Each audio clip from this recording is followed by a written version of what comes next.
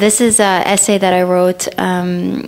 We had to do an interview. We had to interview a soldier for our second essay in my English class, and so this essay is titled "They Were Called Camel Spiders."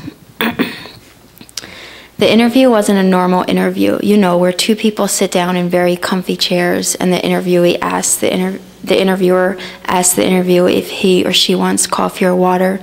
No, the interview was nothing like that.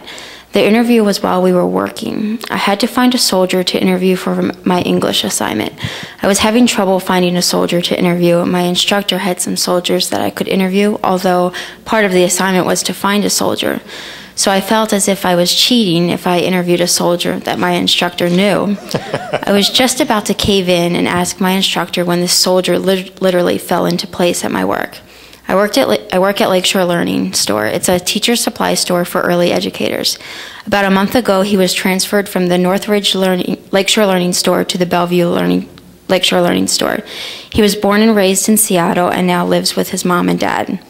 The interview was conducted with my asking a question and then a customer interrupting and needs assistance. 20 minutes later, I am finishing the question. It then takes the soldier about 20 more minutes to answer the question. The questions I asked him were very general. I asked, "What is it like over there in Iraq?"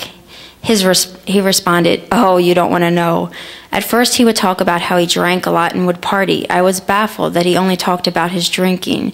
Before I read A Long Way Gone, Memories of a Boy Soldier by Ishmael Bale, I didn't understand the gist of a soldier telling me about his drinking. The book talked about children soldiers in Africa drinking and doing drugs. The adult soldiers gave the children cocaine, speed, and dope for two reasons. The first reason was so they would become addicted to those powerful drugs and would have to stay in the army. The second reason was so they were so hopped up on drugs they didn't have any feelings about the brutality of war. I asked the soldier, "What is it like over there in Iraq?" and he talks to me about the fucking beer.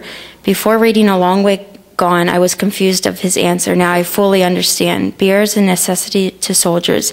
It's just another form of a drug. Of course it is legal, but the beer does the same job as the drugs. The beer takes the feelings of wrongdoing away. He joined the Army when he was 17 and a half. His parents had to sign papers for him to join. When he turned 18, he signed his own papers.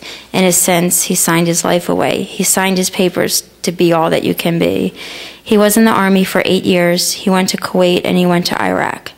Since most people generally want to know about the evil and cynicism of the Iraq War, he probably got a lot of questions about death and hatred. I told myself I would not ask those questions. I already know those answers. I also did not want to scare him away from talking or tell me what he was programmed to say. I asked him where he slept. He tilted his head, smiled a little, and his eyes froze. I could sense his mind wandering. It's exactly the response I wanted. I wanted him to think. I wanted him to remember. I wanted him to really remember. His response was, I slept everywhere you could think, on sandbags, on cots, on mud, on dirt, on grass, on boards, outside and in tents. What's the weather like over there in Iraq? Again, just what I wanted, a small smile, and the movement in his eyes stopped. The weather was freezing cold to unbearably hot, he said. I asked, how did you stay cool? He answered, we drank lots of water and we made sure everyone drank water. We drank at least 8 gallons a day.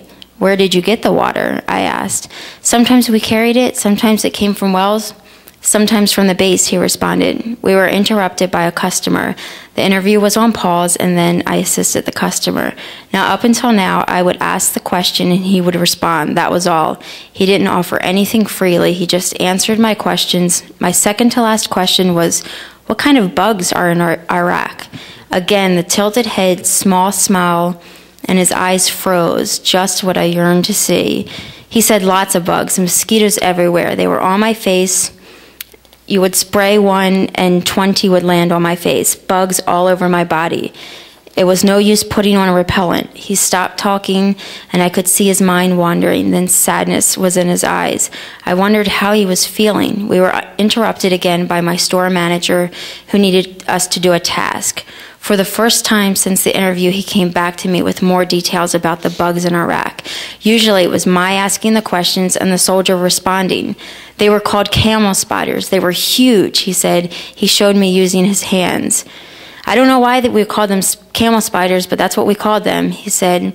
At this point, the tables had turned. I had now tilted my head, smiled a little, and my mind wandered. How did this happen? He is coming to me with details of the war. He is opening up to me. Is he feeling comfortable? I was wondering about all these questions in my mind. He was looking at me for more answers. What's going on? So the next question I blurted out was, what kind of animal noises do you hear? He responded, lots of different animals. Sometimes you didn't even know if it was an animal. Lots of strange noises. I froze. I thought about the book I read, The Things They Carried by Tim O'Brien. In one of the chapters, the soldiers in Vietnam are in the woods and they hear strange noises. They used massive ammunition and bombed the whole village. They got back to the base and were asked what happened out there, and no one responded. They didn't want to tell their commanding officers that they heard strange noises, so they said nothing. 40 years later, this Iraq soldier tells me he hears strange noises as well. After that response, I became afraid. I became afraid of what he would say next. Was I afraid for him to bring these dark stories out into the open? Was I afraid to hear the dark war stories?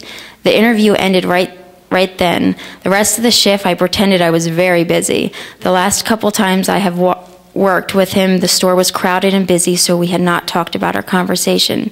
I don't know what I will say to him. I want to know more, but I'm afraid of the real truth. I wonder what I have unleashed. Since the interview, I have worked with the soldier. We have not talked about the interview. I still sometimes yearn for more information. Every time I go to ask a question, I stop and back down. I should not do this. I should be brave. I don't understand.